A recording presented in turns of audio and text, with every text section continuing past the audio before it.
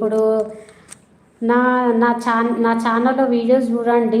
నా ఛానల్లో వీడియోస్ ఏముంటాయంటే, ఇప్పుడు తిరుపతిలో పెద్దవాళ్ళు 70 ఇయర్స్ ఏజ్ వాళ్ళు దర్శనం ఈజీగా చేసుకునే ప్రాసెస్ వీడియో పెట్టినాను.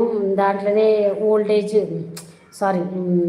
హ్యాండిక్యాప్డ్ వాళ్ళు, తర్వాత చాలా సివియర్ ఏమంటారు నడవలేని వాళ్ళు, దాని గురించి ఇన్ఫర్మేషన్ పెట్టిన. తర్వాత బిలో 1 ఇయర్ పిల్లలు కూడా ఈజీగా ఎట్లా వెళ్ళాలి అని చెప్పేసి కూడా మళ్ళీ చెప్తున్నా అండి. బిలో 1 ఇయర్ పిల్లలైనా ఎవరైనా సరే వాళ్ళ పేరెంట్స్వి ఆధార్ కార్డు కంపల్సరీ ఉండాలండి.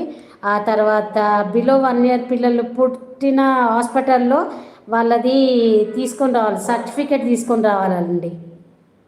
డిశ్చార్జ్ అయింది ఉంటుంది కదండి, డిశ్చార్జ్ అయిన సర్టిఫికేట్స్ తీసుకొని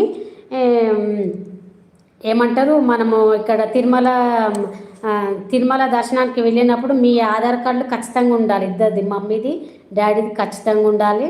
ఆ తర్వాత ఏమంటారు డిశ్చార్జ్ అయిన సర్టిఫికేట్స్ తీసుకొని పిల్ల